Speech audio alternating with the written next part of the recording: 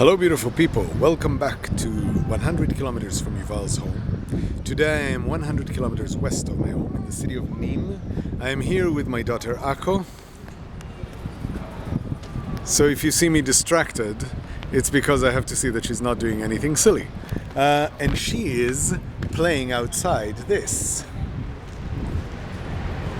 The Maison Carrée, the world's best preserved Roman temple. There is nothing like it, except that in this city alone there is something like it. There is another Roman wonder, which is an amphitheater that dates back also to the 2nd century AD and is in such mint condition that they hold performances and bullfights in it. So if you're a Roman history buff, you have a lot to see in Nîmes. And outside Nîmes there is the Pont du Gard, a very, very famous and gorgeous aqueduct remains. And if you go further, you have triumphant arches and you have mausoleums and you have Roman bridges. The day we were going to Nîmes, we went over 2 Roman bridges with the car on the way over there.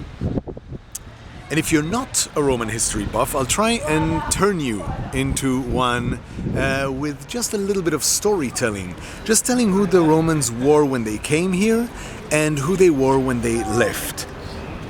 When they came here, they were familiar because Greeks have founded the city of Marseille several centuries previously. So when the Romans came, the people who lived in the hills, Celts or Ligurians, they knew the togas, they knew the theater, they knew the gods, they knew the shtick. And the Romans knew they could successfully fight the local warlords and gain ground close to Marseille. If they were to go any further, they would be pushing it. So they stayed along the Mediterranean coast and they paved a road, and that road had a junction. It split. One arm led nowhere because it went to lands they did not yet control. The other arm went also nowhere, to other lands they did not yet control. They had faith and they were thinking ahead, and they knew that one day they'll control the rest of Gaul and the rest of the world, which came to pass. When did it come to pass? In the 1st century BC, when the man who manned the garrison, he led the garrison that was positioned at the junction where the 2 roads split, was Julius Caesar. Hold on. Fatherhood calls. Regarde. Please observe. This is the future, by the way. We're speaking of the ancient past, and the future is performing some kind of a yoga trick behind us. Formidable!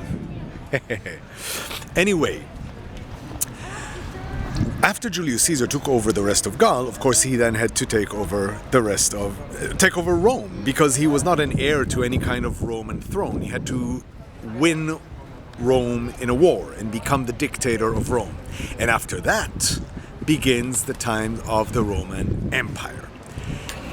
That is when the Maison Carrée is built. And I'll give you a little vacation from my face just so that you can see it and how nice it is. And after the times of the Roman Empire comes the time of the decline. And the decline here was harsh. The Roman Empire goes Christian and the center of power moves east. So this becomes a backwater. Then the Merovingian kingdom, the predecessor of France, comes to be. But its center of power is in the north. So this again is a backwater.